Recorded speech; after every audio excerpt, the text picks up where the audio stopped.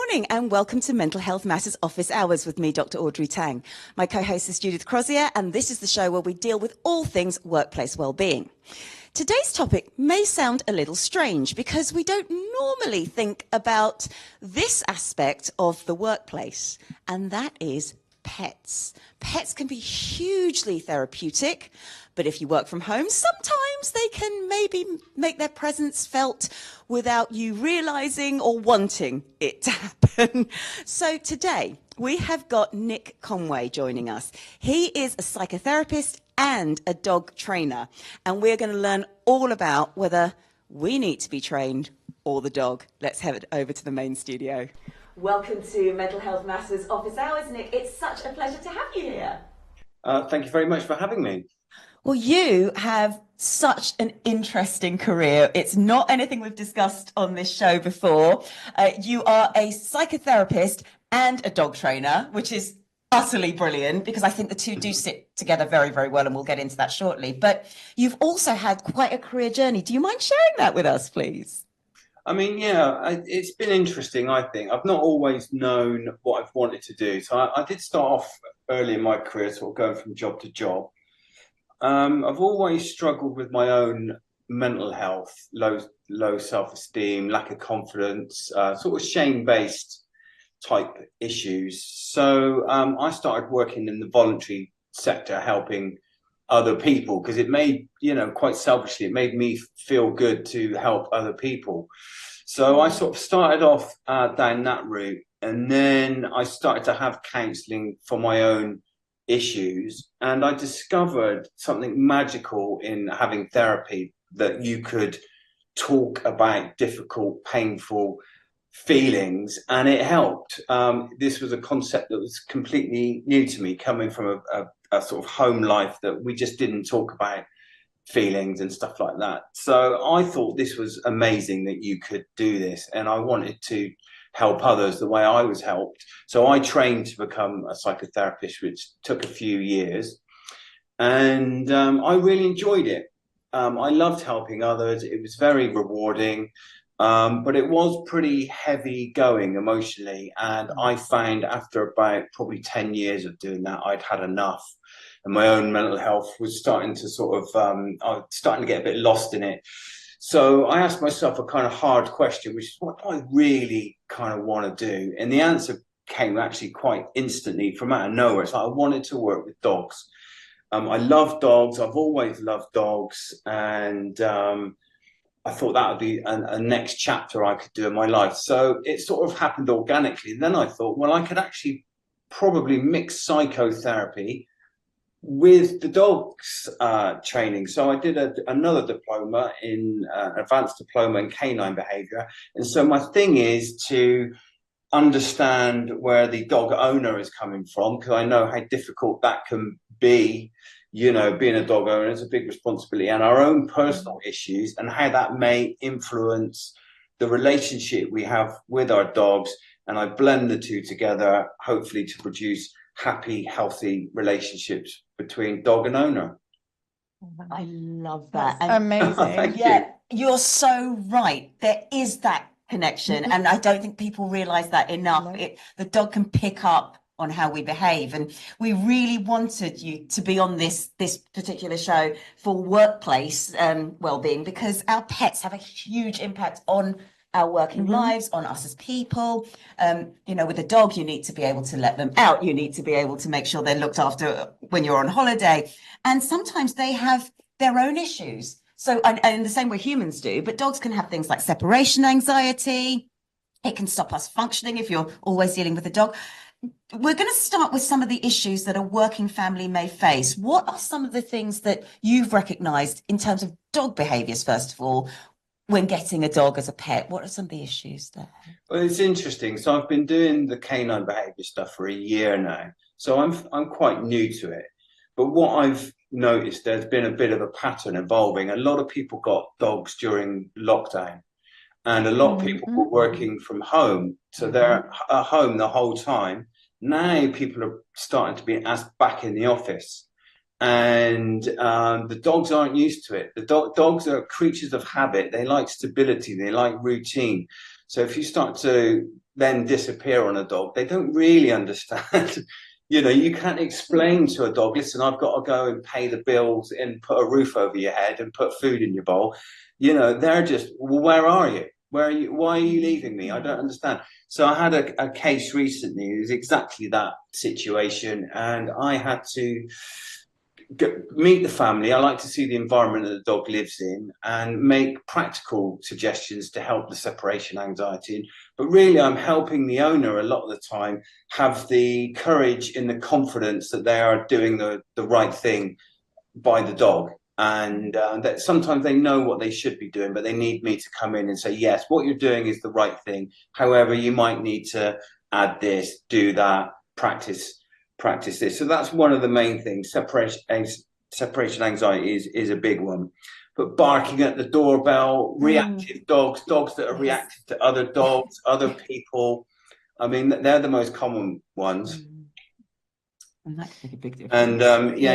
And fitting a dog's a big responsibility. So fitting a dog into a working family life is not easy. It's time. You've got to be responsible. You've got to put time into the dog, especially if you have a puppy. I mean, that's a whole different ball game. That's like having a newborn baby in the house. Yeah. It's a game changer. It changes the whole household dynamic.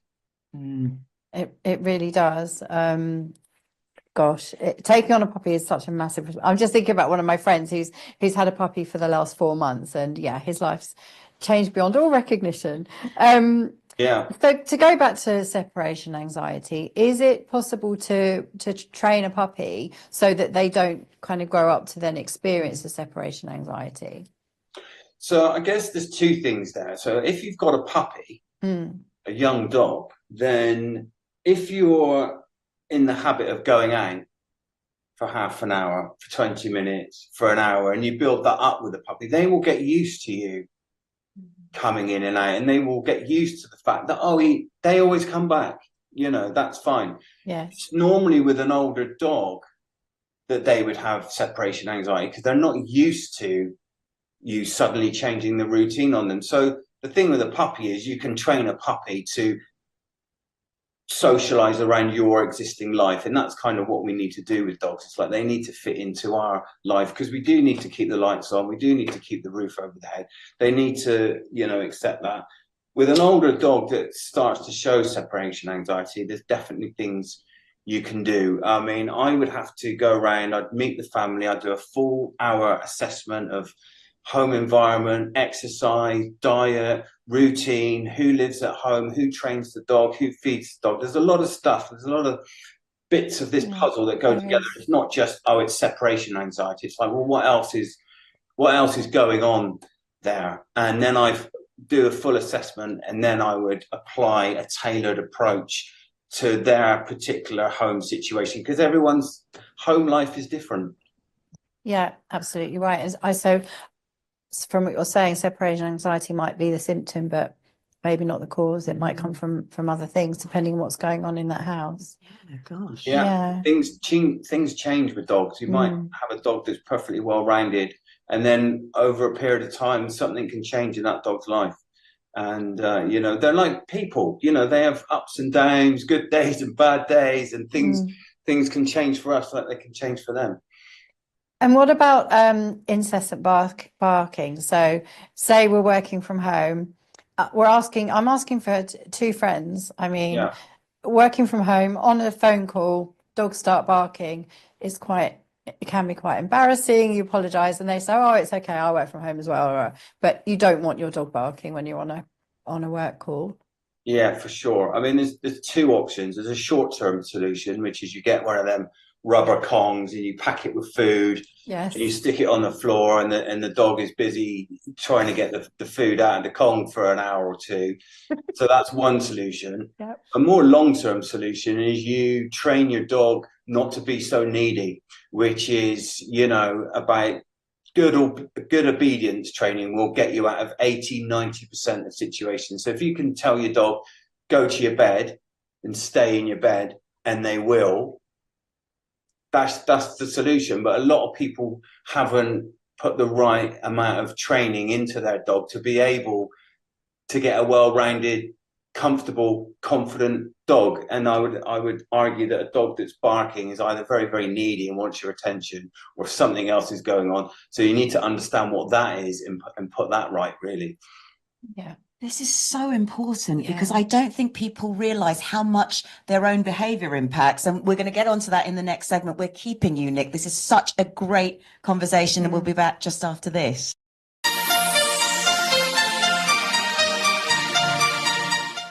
Hi there, I'm Dr. Meg, and it's so lovely to be with you again. And I don't know about you, but I adore animals. I have a couple of pets, and they certainly help me feel calmer and really grounded. And this is backed up by research. So interacting with animals, with pets, can reduce our experience of stress. Also, if you have a dog, they do make you more active when you go for walks with them, and that seems pretty obvious. But one really interesting finding from research studies is that for people who perhaps are a little bit introverted, when you have a dog and take them out on walks, you actually engage with other human beings more frequently too. It's almost like one of those barriers has been just sort of decreased in our lives, so we can have that kind of little chit chat with other human beings. So not only are we interacting with an amazing creature, we also then can feel less isolated in terms of human contact as well. Another study that I really love looked at people in hospital after they'd had orthopedic surgery, which generally can result in quite a bit of pain. And what the study did is they split participants, so the people that had the surgery, they split these individuals into two groups. In one group, a very lovely dog came to spend time with them every day after surgery, just for 15 minutes. And the other group received traditional physiotherapy.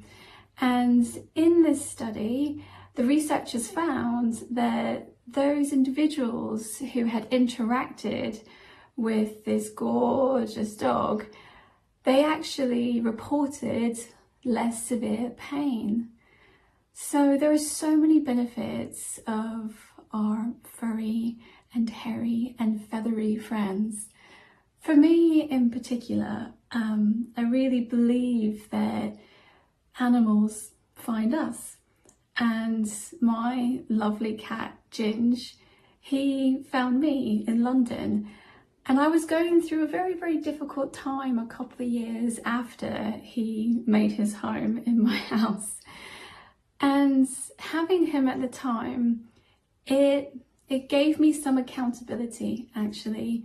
So in some of my darkest days, I did still need to feed him on a regular basis and interact with him.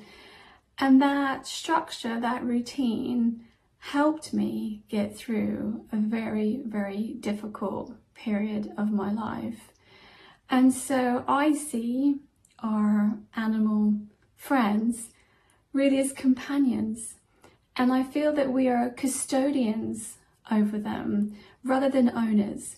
So I talk in terms of custodianship rather than ownership. And there's a huge privilege to spend time with these creatures.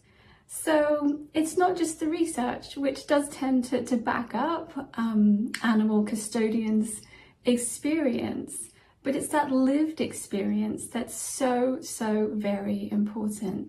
Navigating today's workplace is tough. Toxic employees, endless drama, a lack of motivation. We've all been there. But fear not, we are here to help. My name is Leanne and I'm a chartered psychologist. My name is Al and I'm a business owner. And together we dig into the scientific and commercial secrets behind great workplace cultures in truth, lies and work. A no-nonsense, award-winning psychology podcast brought to you by the HubSpot Podcast Network. We explore practical strategies for building a great workplace. We debunk buzzwords and bring you the very best advice around finding and keeping great people From personality tests. Personality tests they're mostly bollocks. I don't know what kind of language you do on your podcast. I don't know if people know this, but the man who wrote the Wonder Woman comics is the person who invented the disc. When more flexible working became a norm, you no longer hurt your career prospects by being the one person who worked flexibly. All the way to avoiding high turnover. We recruit and promote people to managerial roles based on their technical skills, not their people skills. This is a very fundamental problem we have, which we haven't directly tackled. From toxic-free cultures, Interventions for the individual are only half the answer. Systemic change is the other half. to sustainable growth. Thinking beyond just paying somebody a good salary, I think is super necessary now. We have to offer so much more than that. We have got you covered. So join us on Tuesdays and Thursdays where we help you to simplify the science of work and build amazing workplace cultures.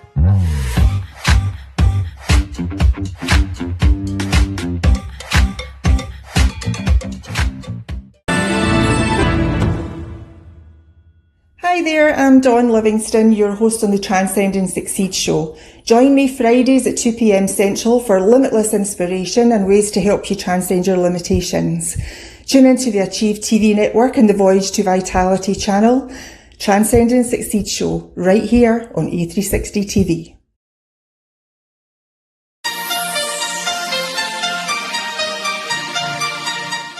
Sometimes we use the situation we're going through as an excuse to procrastinate on making the changes we desire and worsening our well-being. We say things like, I want to go to the gym, but I'm tired.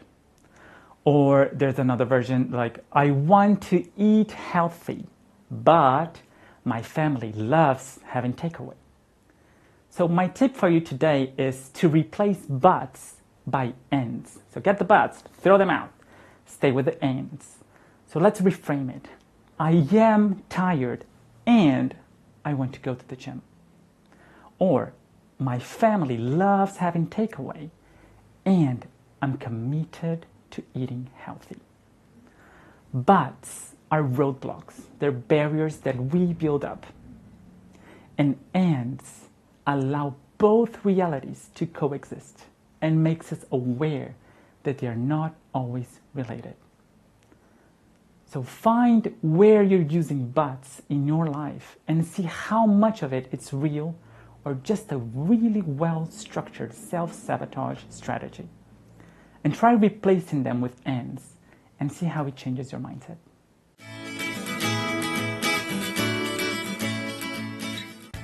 Welcome back to Mental Health Matters Office Hours. We're here with Nick Conway. He's a psychotherapist and dog trainer. And we've been talking about, first of all, the needs of the dog and how much time and effort it will and can take to train a dog. But also, there's the human element. Now, Nick, is dog psychology similar to human psychology and we need to interpret it? Or are there things that dogs are doing that contradict our beliefs? So, for example, we always go, oh, he wants a hug. Well, actually, no, I want the hug. The dog may not want the hug. Are we misunderstanding certain dog signals? I definitely think people need training on how to greet a dog, especially when it's not their own dog. Because you develop a relationship with your own dog, you know whether your dog wants a hug and whether you can approach it and things like that. I find it interesting that a lot of people will just automatically assume they can see a dog in the park and go up to it and touch it, and it's like you don't know that dog. You don't, ask the owner. There's an etiquette. Is your dog okay to be petted and this kind of thing. So it's difficult when people just assume that every dog is friendly, and the truth is they're not always. And not every dog wants to be touched and cuddled and things like that. So it really does depend on the dog and your relationship with that dog. I love that. They ask the owner. I think that is so important, especially for children, to be taught that. Absolutely. And I do find actually that recently more and more people say to me, can I yes, pet your dog? Which is a good thing. I think it's really good that people are actually becoming aware. So yeah, it's a really good thing that they do that. And also a lot of people, they will reach over the top of a dog and pet from the top of the head. And you shouldn't really be doing that. You should be coming underneath, if anything, and sort of scratching under the is much less intimidating for a dog. Just really simple things like that can be a game changer. Literally, just when you were saying that, immediately I just thought, of course, yeah. And of course, children they just reach out. They just want a cute little doggy, and then the doggy isn't quite so cute. But that's not necessarily the dog's fault. No. Yeah, I mean, for example, when I go around someone's house for the first time, or they come to me sometimes, I don't engage with their dog. I don't say hello to the dog. I don't touch the dog. If the dog comes up to me, then I will engage with it. But let the dog settle. Let the dog get used to you. Let the dog have a sniff around first. And then if they come up to me, I'm more than happy to put some love on that dog. I think this is brilliant for human psychology as well. I think I can see the psychotherapist in there, and I think we all need a Nick. So, what are the steps to healthy behaviour change in animals? Because many people do still go down they go down the punishment route. I still see the zappy collars and things like that. But of course, there are a lot of people very against that, and with good reason. But is there more than learning and reinforcement in terms of really training a dog healthily? Well, I'm all for positive reinforcement wherever possible, wherever that works. And I would say 90% of my work can be done through that. However, life is not about going through it with no consequences sometimes. And I do believe, and this may be a bit controversial, I do believe a dog needs to know what's appropriate, what's not appropriate. And they need to understand what we want from them. And sometimes the only way to do that is by, and I use the word punishment in dog training, all it can mean sometimes is just a no.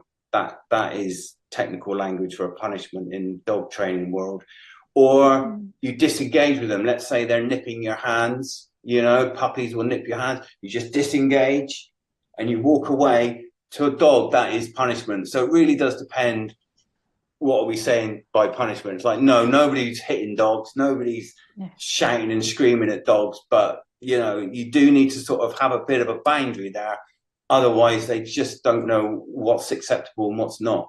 It's confusing, isn't it? And if animals are, as exactly as you say, creatures of habit, that is one of the things that we do need to be aware of. This is so interesting. It's so interesting. Yeah, it really is. And another one is put a dog, you know, in a room by itself just for a few minutes to show that it can't do whatever the behaviour is. It's like you say, it's not punishment as such, just gentle. People think punishment is hitting, or something really aversive. It's not always. It can just be walking out of the room.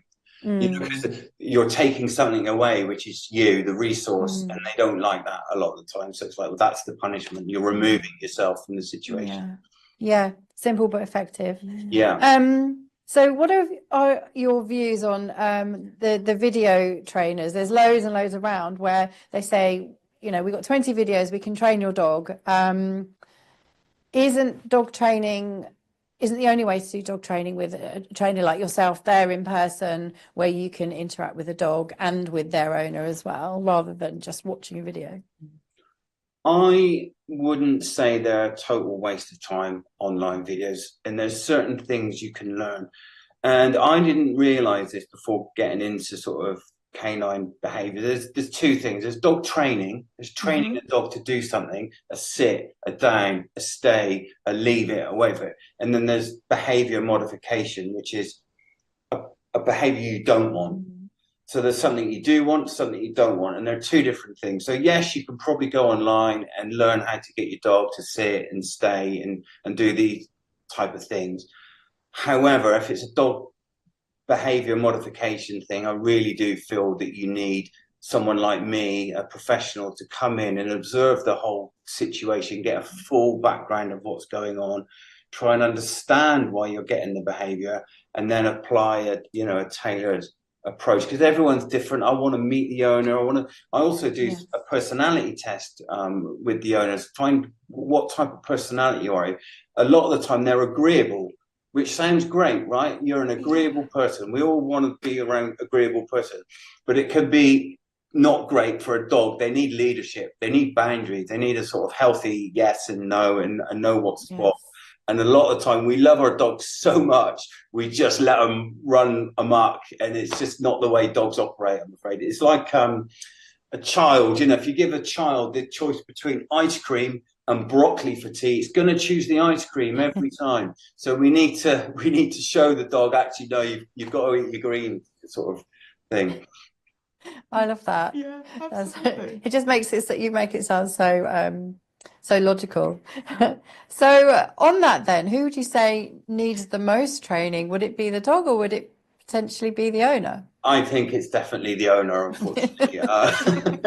You know, if you're good with dogs from the get-go, and you know you can teach a dog good obedience, good training, healthy, loving, respectful relationship between the two, you won't have any dog problems. It's when you aren't filling that dog's needs in some way, shape, or form, as you will get problems later on. And so part of the thing that I love to teach is what they call loose leash walking, where your dog will walk nicely next to you on a leash without pulling you all around the park.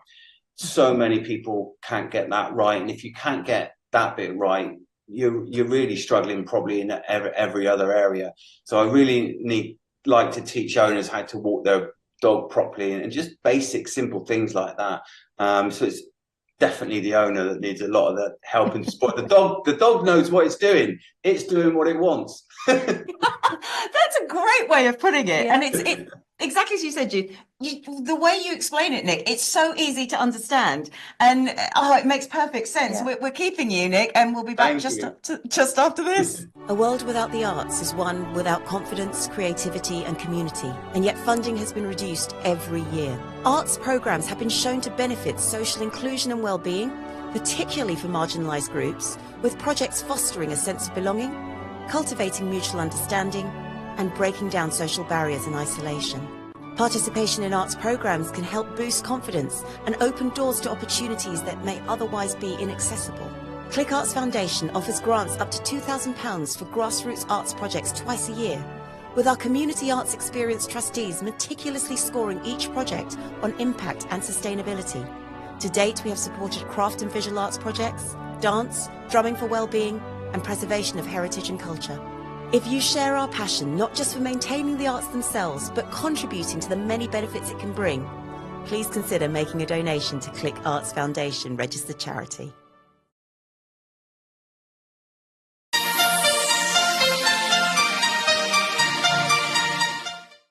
Pain, whether physical or emotional, can feel overwhelming. But what if there was a simple built-in tool to help ease it? Well, that's what I'm going to talk about. Smiling. Smiling isn't just an expression. It triggers a physiological response that can help manage pain. It releases endorphins, so which are your body's natural painkillers. It signals safety to the brain, reducing stress and discomfort. It creates positive emotional shifts, influencing how pain is perceived. So I have an idea for an experiment. So let's put this to the test. So I'm going to have Dr. Audrey place her hand in an ice cold water. Great. And we'll time how long she can keep it there. So can we have somebody time it? Time. You can do that, okay. I'll take pictures there all the time. 1, 2, 3, go. Oh, that's cold. Okay. We have an idea of how long that took. They're having too much fun. Yeah, okay. Now we're going to try smiling and put your hands in. Okay. Smile.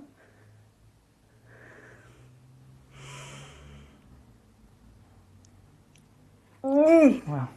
We can pretty much see the difference already. That's true. Thank you. Thank you. Well, that's for us to show that smiling alone can trigger all the physiological response to alleviate pain. So whenever you feel yourself like in an emotional or physical pain situation, you can always remember that you have that resource within you. Just smile and it might alleviate a bit. And if it's an emotional pain, I give an additional tool. Try doing it in front of a mirror, because seeing yourself smile helps you to see yourself in that situation, which alleviates a little bit more of the emotional pain. That's it for today.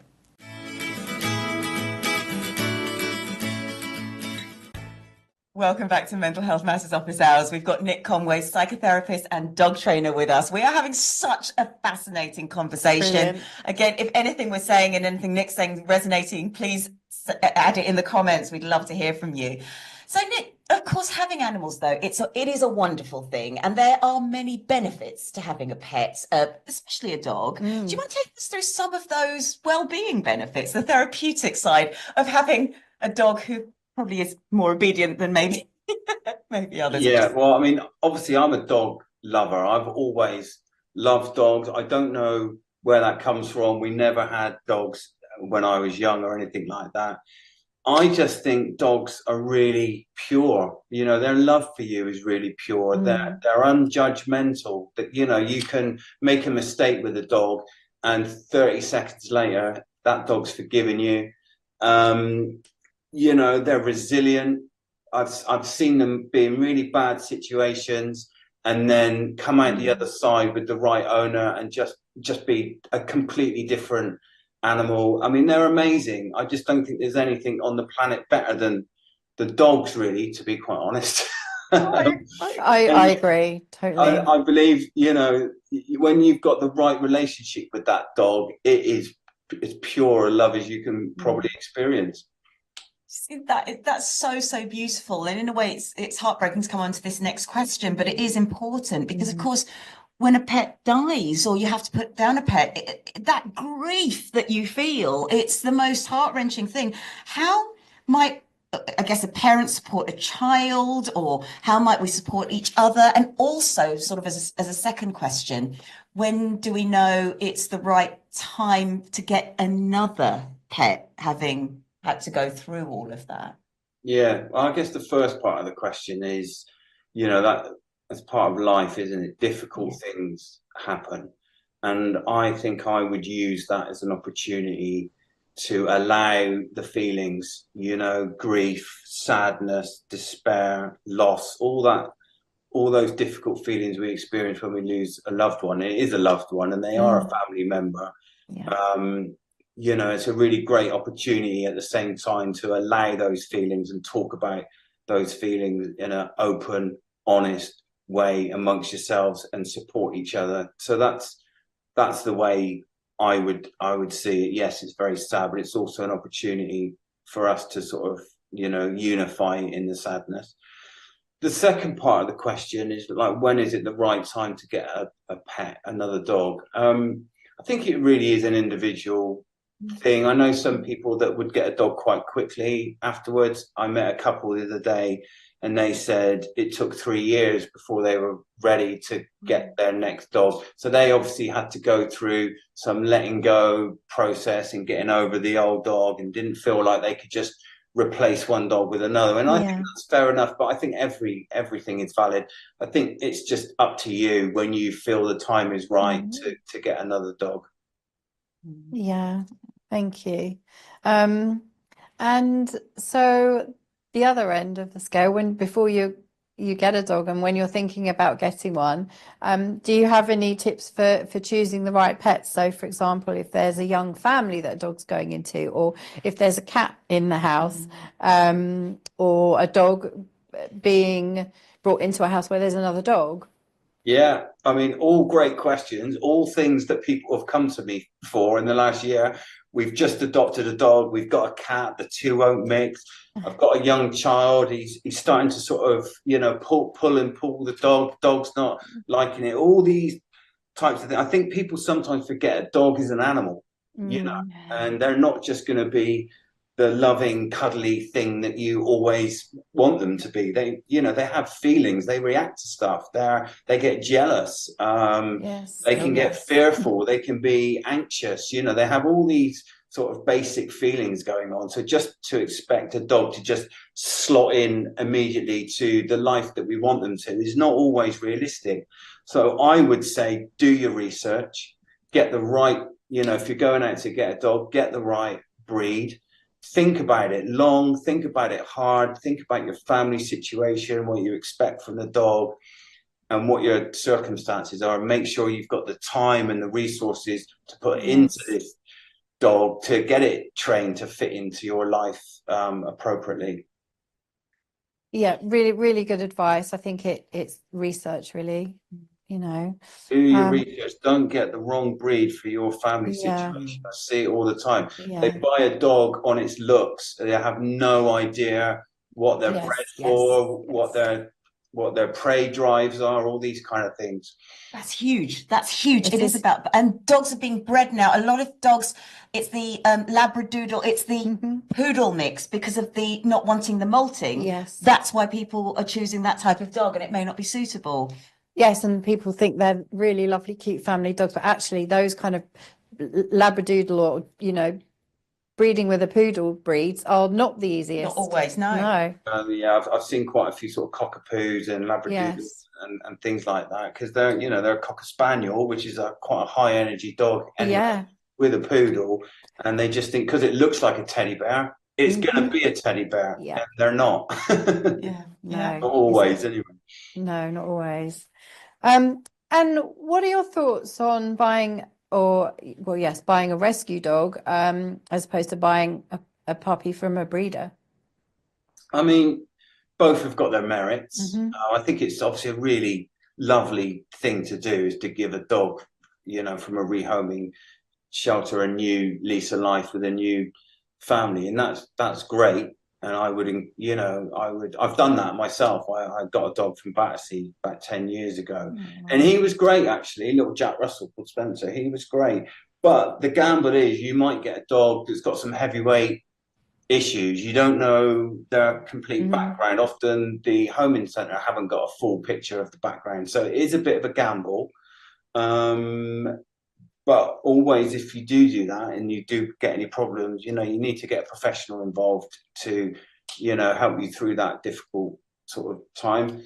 If you're buying a puppy, you know, you get to choose the colour, the breed, where you get it from, all this kind of thing. So that's good. But you don't know the fully finished dog that you're going to get either. So, you know, basically getting a dog is a gamble either way. Yeah, exactly. Got to be able to put the hours and the training in with it. Yeah. Whatever you decide to do, you've got to be a responsible dog owner. Exactly. And on that, can I just say something? Because I see constantly on, you know, Facebook village and town pages, people write, my dog's got something wrong with it. Where can I take it to an inexpensive vet? Or, you know, can anyone help? So I don't have to spend money on a vet. I see this more and more and more and more. And people want the pet, but they don't want the responsibility of actually paying the proper people to look after. Yeah. And that really, it really makes me angry when I see that. You know, Well, I've got a sort of thing on that. It's like people used to come to me for psychotherapy sometimes. And they say, well, I can't afford it. You know, it's, you know, times are hard. And it's like, I get it, right? I get it. But you're still going on your holiday, aren't you? Yeah. You know, you're still doing all these things. Like, what is more important? Your mental health, you know, which is going to last you for the rest of your life, or a holiday. It's the same with dogs. It's like put a few quid into a dog trainer at the beginning. Yeah. Get all the correct information. Learn how to train your dog properly from the get-go, and you won't have all these headaches later on. No, exactly. Thank you. That's just a real bugbear of mine. You've been absolutely fantastic. Thank you so much. Where can we learn more about you? On my website, South London Dog Training, or you can WhatsApp me on 07769 669 321. Respond pretty quickly to either of those if you want to contact me on the website or through WhatsApp. Oh, brilliant. Amazing. We'll put those in the show notes. Nick, thank you so much. It's been so enlightening speaking with you. Will you come back on the show? Of course I will. I really brilliant. I'm passionate about dogs and people and relationships, so this is right up my street. Oh, well, we will definitely be booking you again. Thank you so much, Nick. It's been such a pleasure. We'll head over to Business Boost.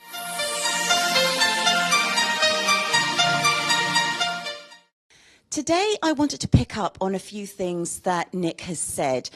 There are many reasons why we need to do our research before choosing a pet, but I also wanted to draw attention to some of the reasons why people are giving up pets.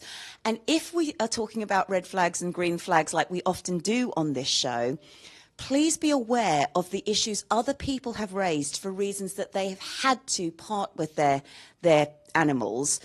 And if they affect you, if these reasons affect you, maybe these also need to be considerations when you're thinking about A, getting a pet, and B, what pet to get. So from the dog's trust, some of the reasons why a pet may not suit your lifestyle: allergy issues. Maybe you can't afford the care of the pet. Nick said, we need to put in that investment. We need to put the investment for a vet, for when we go on holiday, for all of those different things, for training. Maybe a dog has behavior issues that we never know when we're choosing a dog. If you're planning on having a baby, it might be your baby is allergic, or your baby just doesn't like animals. Moving home, or having an inadequate space for that dog. Family breakdown or family change, or something else. Now, I mention these things not to make any judgments, but just to make us think a little bit more carefully. And so also, there are many considerations before we get a pet. And these are some things that I want to say are not good reasons for getting pets. Number one, they are not a fashion accessory. They are not there for you to impress others with your little handbag dog. Number two, they are not there to teach children responsibility. It's not a case of just get a pet and that way the child will learn how to behave with it. No. A pet is a commitment. It's really important. And I know how I sound, but as a pet owner, I do feel very strongly about these things. Third reason, getting a pet is not a good reason to solve loneliness or fix emotional issues. The reason why I love having Nick on this show is because he's a psychotherapist as well as a dog trainer. And so we need to think about ourselves, think about our own mental health, and not put that responsibility on that pet. This one's a difficult one. If you get a pet as a surprise gift, you've got to understand the responsibility that the person you're getting that pet for is going to have to deal with. I saw on Instagram somebody had been given a pet as a surprise gift. They already booked a long-term cruise. And so now what happens? Other issues, don't get a dog just to have a friend to another dog, because I know sometimes we do that. We see one dog's lonely and then we think, oh, I'll just get another dog. Those two dogs must get on with each other. You need to have that socializing time. Another thing, watch your lifestyle. If you have too busy a lifestyle and can't dedicate enough time or attention to a dog, maybe a different pet is more suitable to you. You need to be financially prepared, and you do need to understand there can be a lot of challenges to dog ownership. So, on that, if you do ever need to give up a dog, please go to a charity rather than try and sell it via Gumtree, because that is, you don't know where that dog's going to go. And yes, it's an animal, but it's an animal with feelings and experiences just like us. It's not always easy, so be aware of that, because sometimes if there's no foster family available, they might even ask you to look after the dog until they can rehome it, even if you go to a charity, or you might be asked to leave a pet in kennels, which again you may not want to do. So it is really much better to think first and do your research before getting a pet. So I'm really sorry to sound preachy on that, but these are just considerations we all need to have. Let's head back to the studio.